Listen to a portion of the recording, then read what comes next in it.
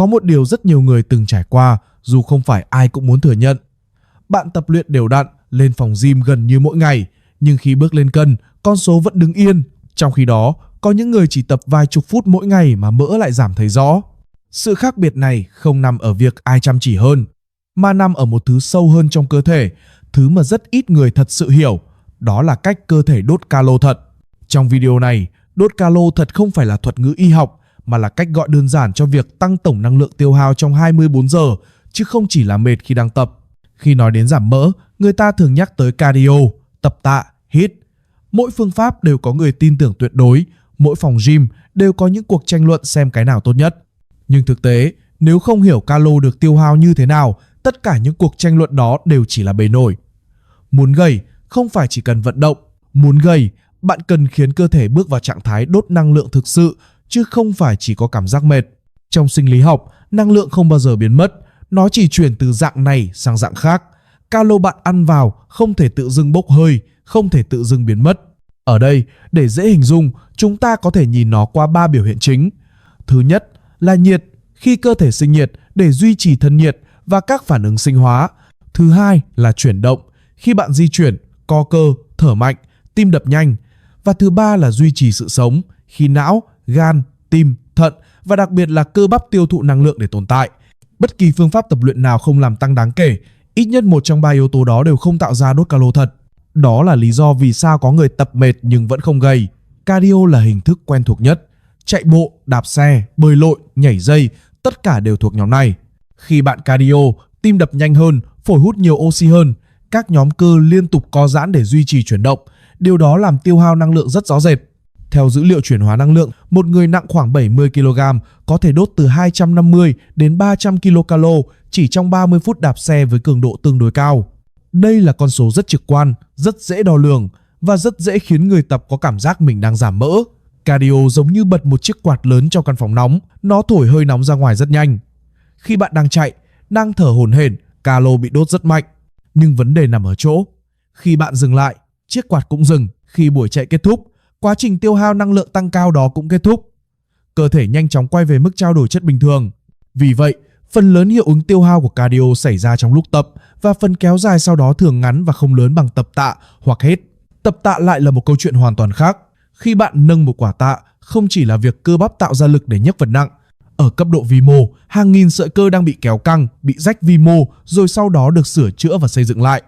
Quá trình đó được gọi là tổng hợp protein cơ, muscle protein synthesis. Quá trình sửa chữa và tái cấu trúc mô cơ là một quá trình tiêu tốn năng lượng đáng kể trong cơ thể. Các nghiên cứu trên PubMed cho thấy rằng mô cơ là một trong những mô tiêu thụ năng lượng nhiều nhất ngay cả khi cơ thể đang nghỉ ngơi. 1 kg cơ bắp đòi hỏi nhiều calo để duy trì hơn 1 kg mỡ.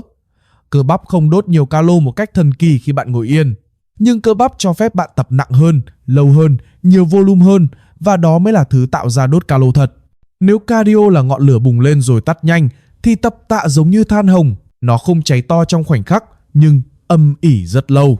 Cơ thể bạn tiếp tục tiêu hao năng lượng trong nhiều giờ, thậm chí nhiều ngày sau buổi tập để sửa chữa và duy trì mô cơ. Đó chính là một dạng đốt calo thật mà rất nhiều người không nhìn thấy bằng mắt thường. HIIT, High Intensity Interval Training, lại là một cấp độ khác.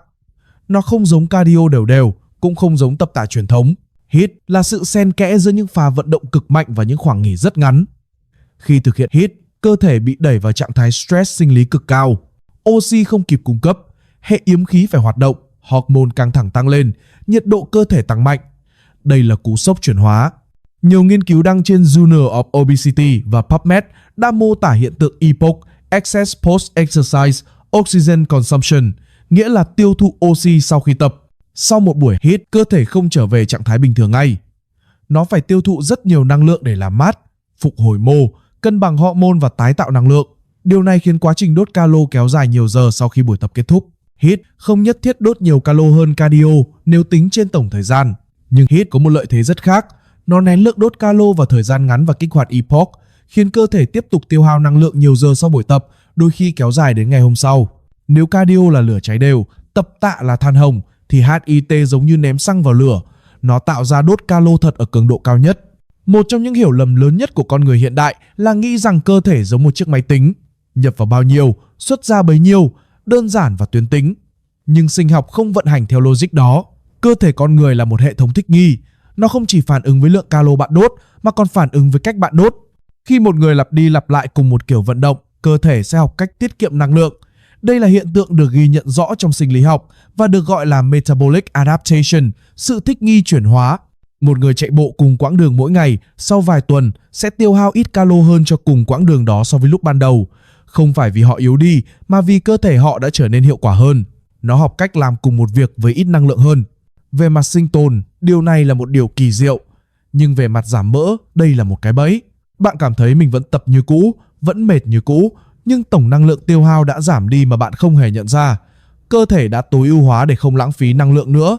Tập tạ và HIIT có một vai trò rất quan trọng ở đây. Chúng phá vỡ trạng thái tiết kiệm đó khi bạn nâng nặng hơn, khi bạn tạo ra áp lực cơ học mới, khi bạn buộc cơ thể phải đối phó với những cường độ chưa từng quen. Hệ thống sinh học bị ép phải thích nghi theo hướng ngược lại, tiêu hao nhiều năng lượng hơn để tồn tại. HIIT đặc biệt mạnh trong việc này vì nó không chỉ đánh vào cơ bắp mà còn đánh vào hệ thần kinh, hệ nội tiết và hệ tim mạch cùng lúc. Cortisol, adrenaline, hormone tăng trưởng và các tín hiệu chuyển hóa đều thay đổi. Cơ thể không thể dự đoán trước, không thể tiết kiệm, nó buộc phải chi nhiều năng lượng hơn. Đó chính là đốt calo thật ở cấp độ sâu nhất. Ngay cả khi bạn có hệ thống đốt calo thật tốt nhất, nếu lượng năng lượng ăn vào luôn vượt quá mức tiêu hao, mỡ vẫn sẽ tích lũy.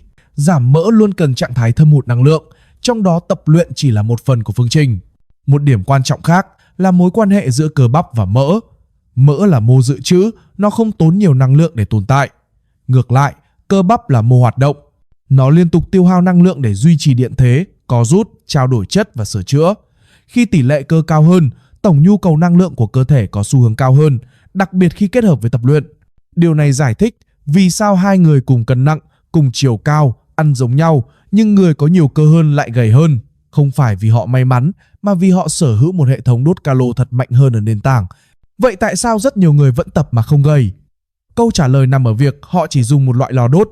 Có người chỉ cardio, có người chỉ tập tạ, có người chỉ HIIT. Nhưng cơ thể không hoạt động tối ưu khi chỉ bị kích thích theo một cách. Cardio giúp tạo ra sự thiếu hụt năng lượng ngay lập tức. Tập tạ giúp nâng cao mức trao đổi chất nền. HIIT giúp phá vỡ trạng thái trì trệ và kích hoạt những cơ chế đốt năng lượng sâu.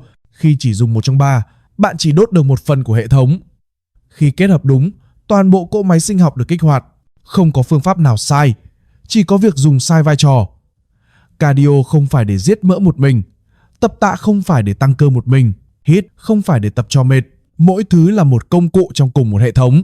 Nếu bạn muốn tiếp tục cập nhật những kiến thức về dinh dưỡng, sức khỏe và thể thao được tổng hợp từ các nguồn khoa học uy tín, hãy theo dõi kênh để không bỏ lỡ những nội dung tiếp theo.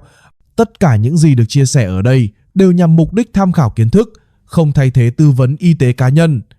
Hẹn gặp lại bạn trong những câu chuyện khoa học tiếp theo.